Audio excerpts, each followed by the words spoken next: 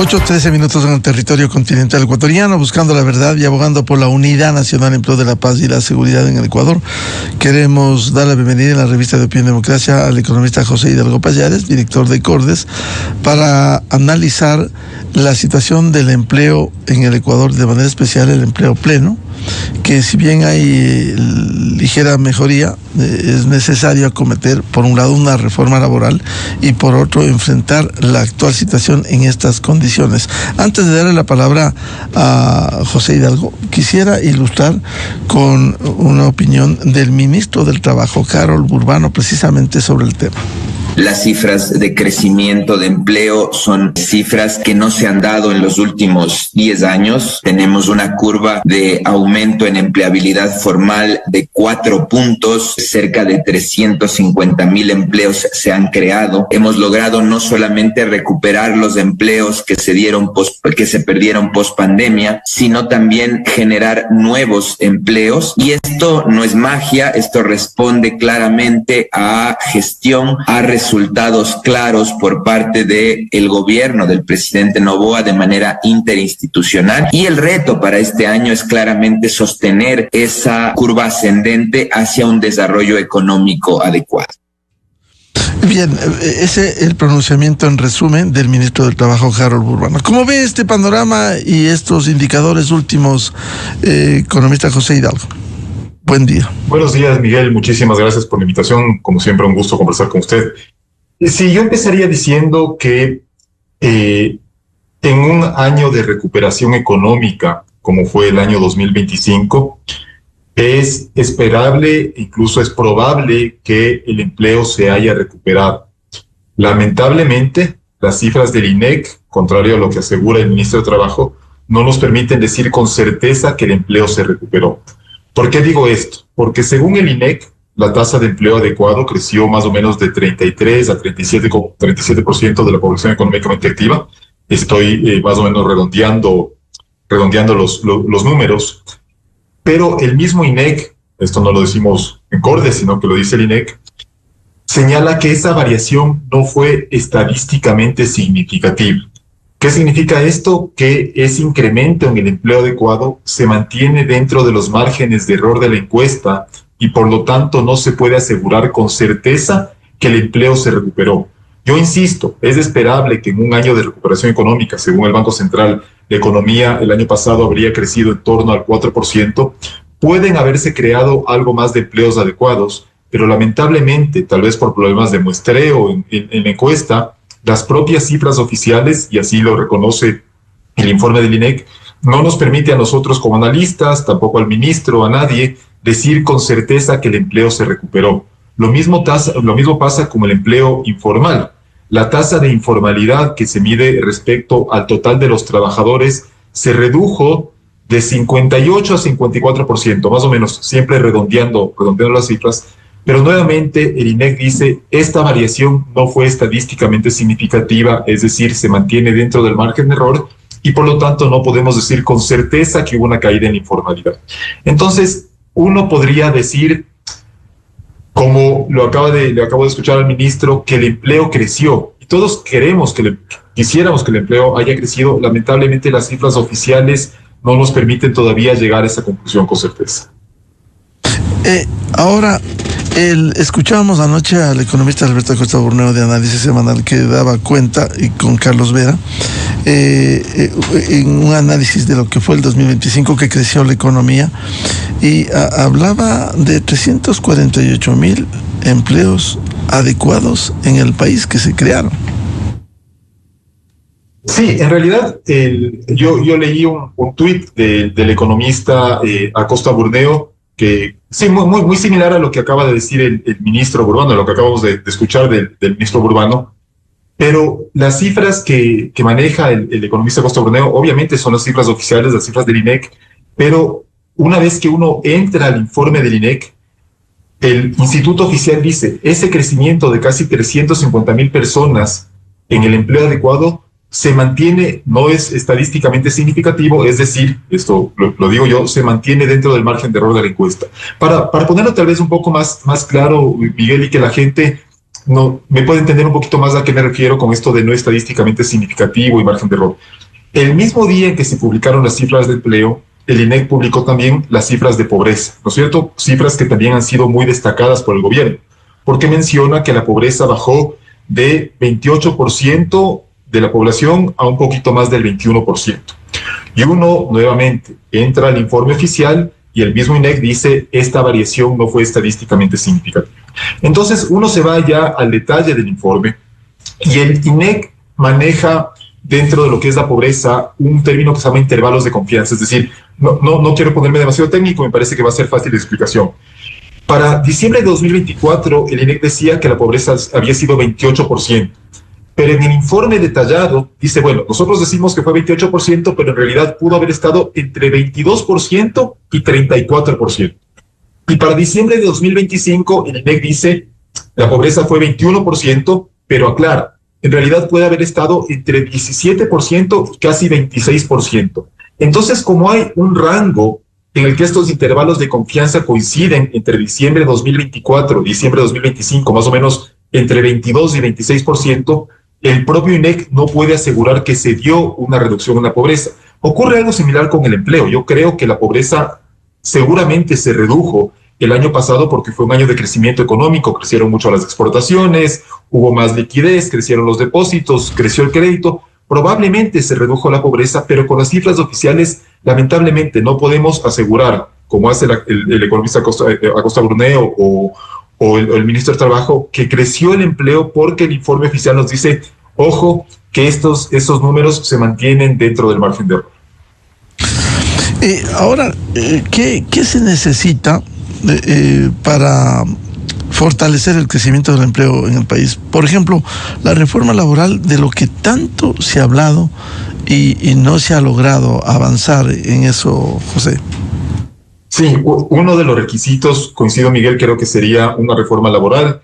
El presidente Noboa ya intentó en su momento, usted recordará, en la primera consulta popular, eliminar esa prohibición absurda que tenemos en la Constitución al trabajo por horas, y lamentablemente la mayor parte de los votantes ecuatorianos rechazaron esa propuesta. Entonces seguimos con esa prohibición al trabajo por horas. Obviamente no es la única limitación respecto a la normativa laboral. Por ejemplo, la figura de la jubilación patronal también es absurda, hace que mucha gente pierda el trabajo cuando se acerca a los años de empleo que ya le darían ese derecho de la jubilación patronal, y pierden tanto las personas que se quedan sin trabajo como las empresas que también se quedan sin trabajadores con experiencia. Hay también costos de despido muy elevados, hay sobrecargas muchas veces a contratos alternativos, pero no es, la reforma laboral obviamente es necesaria, pero no es el único requisito que se necesita para mejorar la situación laboral en el país.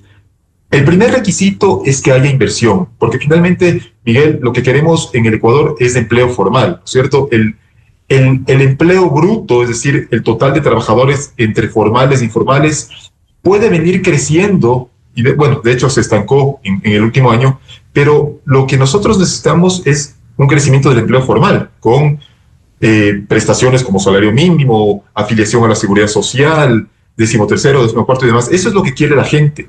Y para que haya empleo formal tiene que haber inversión en el sector formal. Y para que llegue esa inversión, además de lo que acabamos de mencionar de la reforma laboral, se necesitan, creo yo, otros requisitos. Uno que mencionamos mucho, no quisiera entrar en mayor detalle, es obviamente un equilibrio fiscal. Esto parece lejano, no parece tener mucho que ver, pero si es que hay un desequilibrio fiscal muy fuerte, muchas veces los gobiernos, no únicamente el del presidente Noboa, sino también gobiernos anteriores, se han visto tentados a crear impuestos temporales que terminan generando incertidumbre a las empresas que no saben cuánto van a poder ganar efectivamente en el largo plazo, porque el esquema tributario en el Ecuador varía mucho de año a año. Entonces, un sector fiscal más ordenado permitiría primero tener un esquema tributario también más claro en el largo plazo y obviamente reducir el riesgo país, lo que permitiría una mayor llegada de inversión extranjera directa a la economía. Por otro lado, también es muy importante, Miguel, un tema de un mejoramiento de carácter institucional. Estamos viendo, por ejemplo, lo que pasa en la justicia, ¿no es cierto? Que con una justicia cuestionada, realmente es difícil que empresas serias lleguen al Ecuador, mucho más cuando tenemos también esa otra absurda limitación constitucional que prohíbe que los diferendos entre el Estado ecuatoriano y un inversionista se resuelvan en centros de arbitraje exterior, cosa que también el gobierno quiso modificar y otra vez los votantes ecuatorianos se opusieron a eso. Entonces, una reforma de carácter institucional que dé más credibilidad a la justicia también es importante para que los inversionistas, sepan que en caso de tener algún diferendo con el Estado, van a estar sometidos a un juicio justo y a un juicio equilibrado. Entonces sí creo que hay algunos puntos, hay obviamente también necesidades de reformas en la normativa corporativa, en la normativa también incluso el sistema financiero que podrían ayudar, pero es una serie o un paquete, digamos, de medidas que se necesitan para que la inversión en el Ecuador, no solo la extranjera, que ha sido muy baja, sino también la doméstica, crezcan y permitan esa creación de empleo. Ahora, dentro de esas reformas que usted menciona, economista José Hidalgo, también algo que está pendiente y que no se ha podido avanzar dentro del tema laboral, la jubilación patronal. Está allí, no hay acuerdos, se han hecho diálogos, sin embargo sigue siendo un obstáculo para que trabajadores con gran experiencia simplemente llegan a los 19 años, antes de cumplir los 20, son despedidos y inexorablemente porque las empresas no quieren cargar con la jubilación patronal. Sí, porque para las empresas representa finalmente un pasivo laboral de una persona que cuando salga de la empresa a los, digamos, 25 o 30 años, ya no va a seguir generando producción para la empresa, pero sí va a seguir generando un costo. Entonces es comprensible, es la reacción natural de cualquier empresa no querer asumir ese pasivo laboral. Y realmente lo más penoso, Miguel, primero es que esta figura yo no sé en cuántos países existe. Realmente el Ecuador debe ser una excepción en el sentido de una economía en la cual, además de la jubilación que tiene que dar la seguridad social, a la cual aportan trabajadores y empleadores, el empleador también tiene que dar una jubilación extra, es decir, aparte de la que da la seguridad social. Y por otro lado, otro tema que también me parece bastante triste y que debería ser un elemento al momento de discutir la viabilidad o qué tan conveniente es la jubilación patronal, es cuántos trabajadores realmente terminan beneficiándose de ese supuesto derecho. Yo estoy convencido, Miguel, no tengo la cifra en la cabeza, pero estoy convencido que es un porcentaje mínimo, yo diría incluso marginal, de los trabajadores formales que tienen acceso finalmente o que reciben finalmente la jubilación patronal, y más bien son una mayoría los que caen en la situación que usted acaba de mencionar, de que llegan a los 19 años y la empresa, muchas veces con dolor, porque además se están no deshaciéndose, sino están despidiendo a una persona que ha trabajado 19 años y por lo tanto ya ha acumulado experiencia y se ha visto que es un buen trabajador.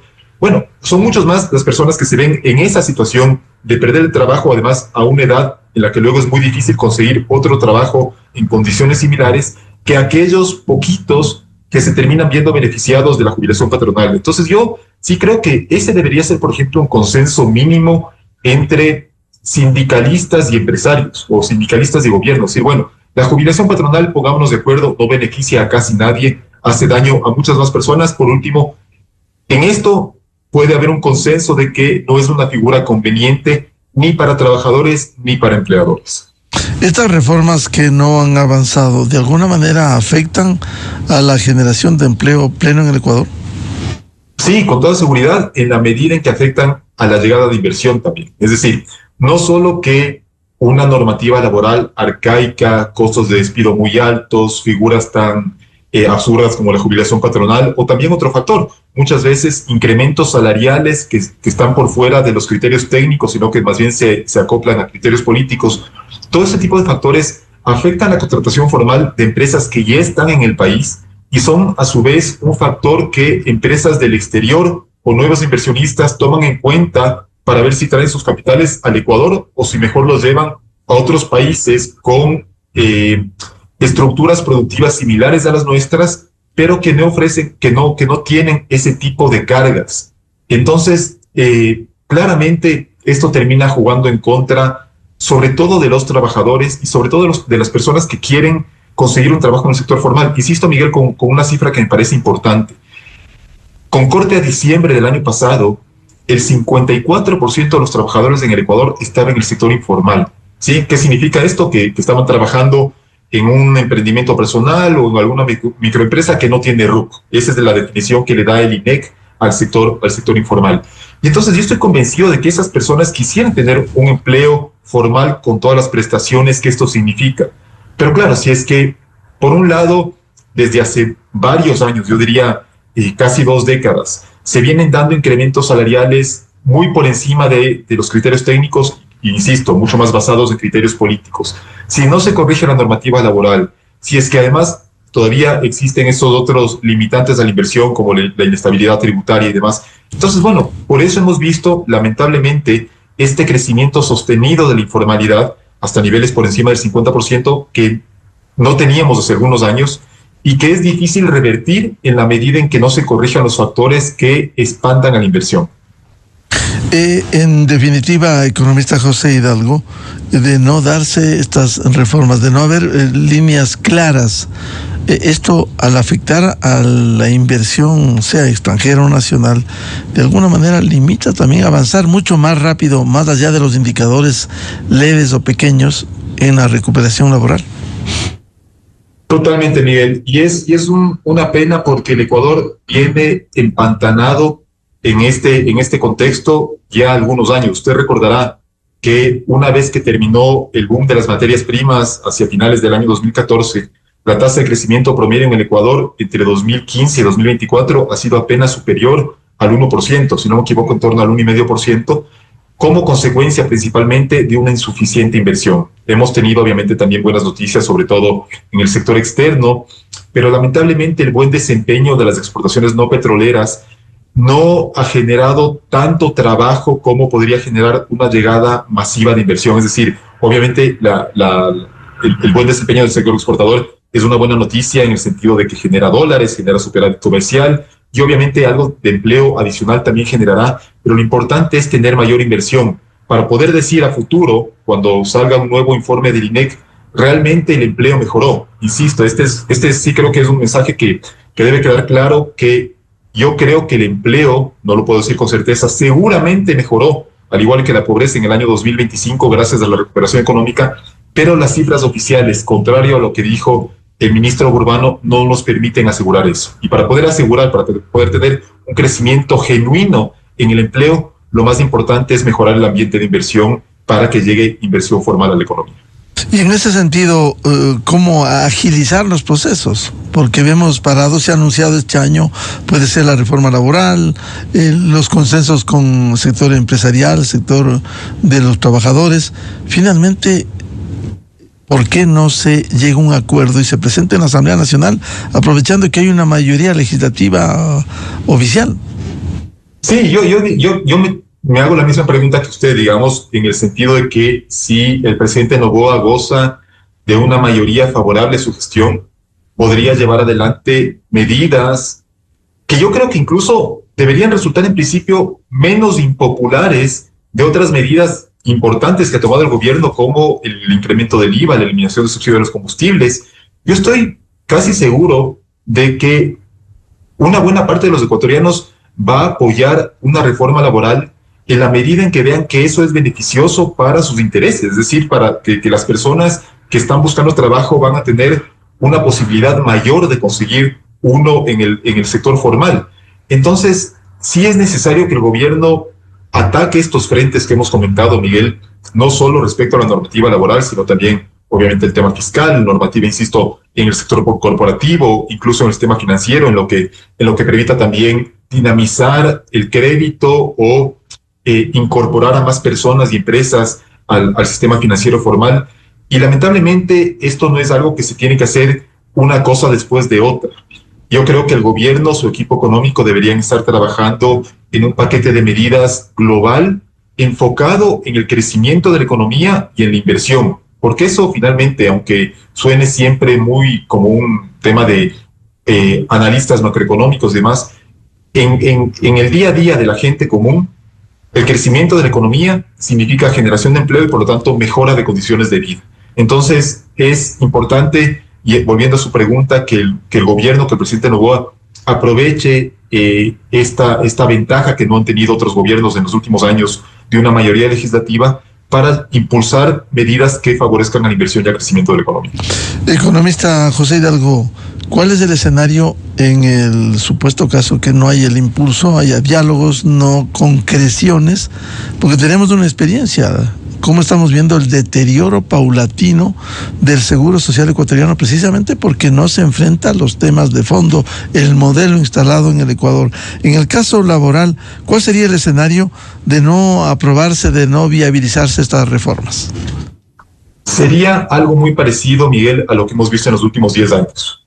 Desde 2015 hasta 2024, y perdón que repita la cifra, la economía creció a una tasa muy baja, en promedio apenas 1,5%, y esto se tradujo en el mercado laboral en un incremento sostenido de la informalidad, que antes estaba en torno al 40%, ahora está, con las últimas cifras, en 54%, y en una tasa de empleo adecuado que a diciembre de 2025, incluso si hubiera alcanzado los niveles que dice el INEC, que no son estadísticamente significativos, todavía no regresa a la tasa prepandemia, que ya de por sí era una tasa bastante mediocre. Entonces, si seguimos pateando el problema hacia adelante, lo que vamos a ver es que la informalidad seguramente se mantiene en torno a estos niveles, por encima del 50%, y que el empleo adecuado va a estar todavía por debajo de los niveles prepandemia, y por lo tanto, la mayor parte de los trabajadores en el Ecuador va a tener que arreglarse la vida con empleos precarios. Esa es la consecuencia que ya vimos en los últimos 10 años,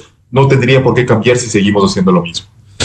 Bien, muchas gracias, como siempre, al director de Cordes, economista José Hidalgo Pallares, para hablar sobre cómo mejorar el empleo formal en el Ecuador. Muy amable, José.